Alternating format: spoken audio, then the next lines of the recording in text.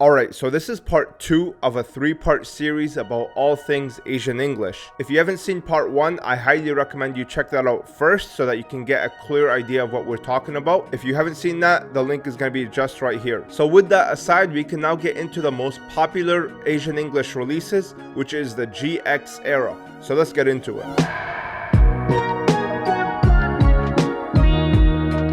Alright, so now we just left Ancient Sanctuary. As I told you guys before, Asian English goes right along the TCG. It does not follow the OCG in terms of cards. So the set lists and everything like that always copies the TCG. This is different than the OCG because the OCG actually had its own card list for the GX era. They did not have the thing called retail ultimate rares. So what I mean by this is for sets like Solo the Duelist, for example, which exists in both the OCG, the TCG, as well as Asian English, the OCG side does not have things like Horus level 4 in ultimate rare. They only had it in rare. On the TCG side as well as the Asian English side, we had both ultimate rare as well as rares. And this is actually where you're gonna see a huge divide happen, and it no longer becomes OCG is the priority. For some reason, they decided to not put as many ultimate rares in the OCG sets, so this makes the Asian English the highest level rarity that there is for a lot of cards because you can collect more of these sets. So for example, if you had Horus, you wanted to collect level 6 and level 8. If you were collecting the OCG side, you would not be able to collect level 4. On the Asian English as well as the TCG side, you are able to collect all 3 Horuses in ultimate rare. This really does hurt the stock of OCG collecting in general, and you can even see that when you look at the aftermarket prices of things like the GX era sets when compared to things like Series 2 or Series 1 in the OCG, which have their own identity. They are literally the creme de la creme of collecting.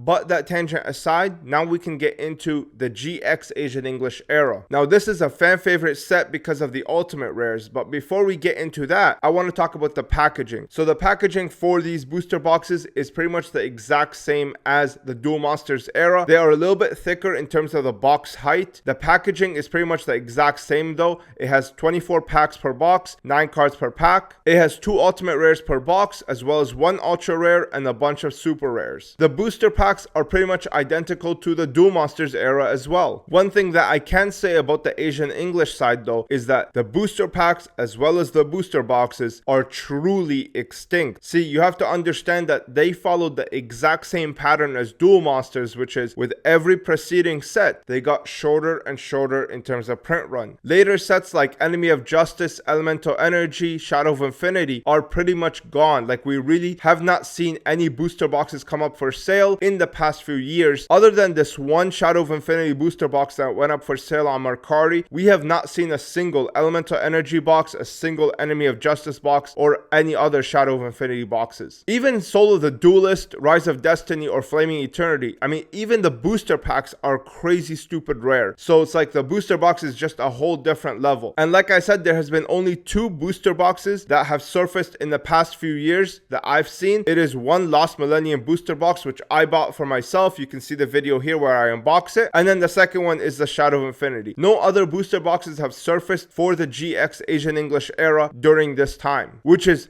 quite remarkable. It is pretty ridiculous, to be honest, if you ask me. Someone could make the argument that Solo the Duelist, for example, should pop up more than something like Enemy of Justice. However, to be honest with you, we have not seen any of these booster boxes come up for sale, and even the booster packs come few and far between. Like on the Japanese side, collectors are satisfied with just collecting a set of the booster pack and not even going for the booster boxes because they are just so hard to come by. I would say that they are Retro Pack 1 level of scarcity in my opinion. So that's the sealed product. Now let's get into the cards. Now, card stock and aesthetic aside, which we will talk about later, there's one key difference between North American and Asian English GX cards, and that is the prefix that comes before the set number on the right side of the cards. On the North American side, you're going to see the set name, and then you're going to see EN00 whatever. On the Asian English side, instead of saying EN, it says AE before the set number. Now, this does not start with the GX era. It actually started with Invasion of Chaos as well as Ancient Sanctuary are the only Duel Monster sets that have that AE prefix, while all the other ones look the exact same as the TCG. But I do believe that the Asian English IOC release came after the regular IOC, which at the time was exactly when Konami was adding the EN prefix to pretty much every everything in the English language. On the back, you are going to see the exact same back as the Duel Masters era. So again, the logo is a combination of both the OCG and the TCG mixed together. It has the Japanese Yu-Gi-Oh! However, at the bottom it says trading card game. But again, these cards are OCG. They are not considered TCG. They are not viable in TCG tournaments. Now, one last thing that I want to mention before we move on to like the whole aesthetic of Asian English and why it's so heavily favored in the TCG community is that the GX era was so poorly received on release that it was actually cut halfway through. We actually did not get to see the full span of the GX era completed up until Light of Destruction. The GX era only runs from Soul the Duelist all the way up to Enemy of Justice, and after that it was pretty much cancelled. This is actually, in my opinion, the Achilles heel of GX Asian English cards, because although they have pretty much everything going for them, they are hindered by the fact that you can't even collect every single card because they just don't exist. However, I do have to say that every iconic GX card was pretty much covered in those first sets. I mean, other than maybe Dark Arm Dragon, you know, things like Air Neos, Dark Neos, stuff like that. Pretty much everything is covered between the Lost Millennium up to Shadow of Infinity. So yeah, that's pretty much the background information of the GX releases. Now we can get to the whole opinion part of this video, which is what people like about these cards. And in my opinion, it is definitely the aesthetic. These are basically the creme de la creme of anything Ultimate Rare. There is nothing that comes close to the aesthetic that these cards bring. I'll give you an example of the worst offender in the TCG, which is Cyber Dragon. If you look at this picture right here, this is a North American Cyber Dragon. This is an Asian English Cyber Dragon. You can see that the difference is night and day. The Ultimate Rare is absolutely gorgeous on the Asian English side. It is like truly breathtaking, while the North American is quite lackluster. But I would say that the aesthetic is the biggest differentiator between the North American side and the Asian English side. So yeah, like, I mean, Asian English, they have pretty much everything going for them. The only thing holding them back is that you can't really collect everything from the GX era. You can only collect what they released, and unfortunately that's pretty much half of all the cards that they put out. However, I would say that Asian English do have this kind of like elitist status to them. So what I mean by this is like they are not cards that are meant to be collected like where you complete the whole set basically. It's actually ones where, you know, you pick out the Cyber Dragon, the Flame Wingman, and then say that, oh, you have the creme de la creme of all Yu-Gi-Oh collecting for the GX era. I'm personally a set collector. I do have some Asian English cards because I really like the aesthetic. However, I can't really claim that I'm an Asian English collector because I just can't collect the whole thing, and I'm a set collector myself. Like, I like flipping through my binder. I like being able to see every single card that was released. I'm a person who appreciates commons and rares. I don't just focus on the ultis and like the money cards basically. But I do understand where Asian English collectors come from. I have seen these cards in person. They are truly remarkable. There is nothing really like them. Nothing even comes close, in my opinion, in terms of hitting everything all at once. Some people would try to claim that European cards look very similar to Asian English. However,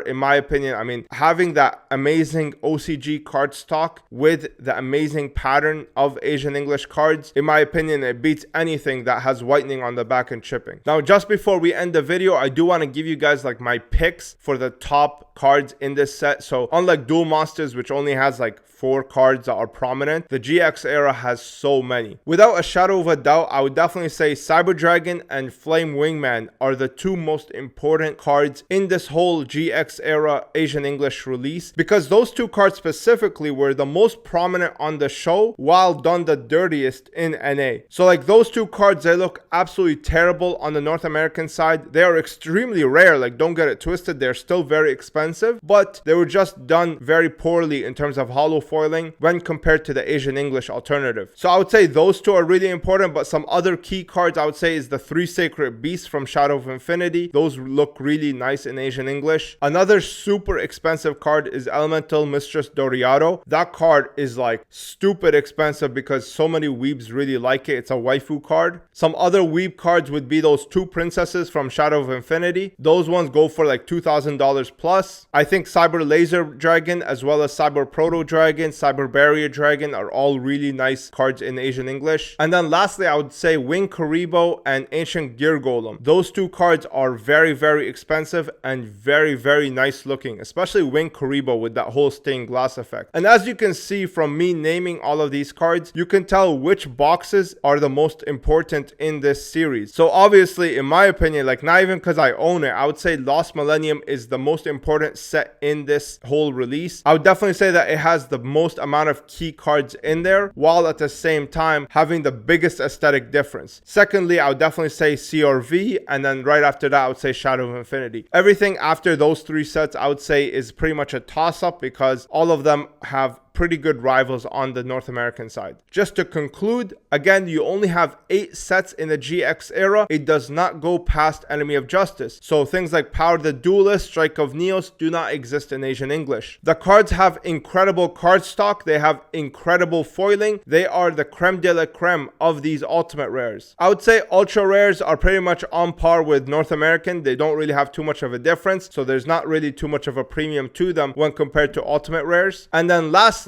I would say that these are probably some of the rarest English booster boxes that exist today. There is really nothing that comes close to them as a complete set, aside from things like Retro Pack 1. But that's pretty much it for me. If you guys enjoyed this content, hit the like button. You should be asking yourself, wait a minute, if Enemy of Justice is the last set that they released, how am I going to cover 5Ds? Well, stay tuned for that because it's going to be a very, very interesting video. Make sure you're subscribed. If you want to support me further, I have a Patreon, and you can also use the links in the description to shop. I'm going to link in the pinned comment the cheapest place where you can get these ultimate rares. And you can also pick yourself up your own Gardner binder that I make myself if you want to directly support the channel. I hope you guys enjoyed that, and I hope you learned something. I'll see you in the next one. Peace.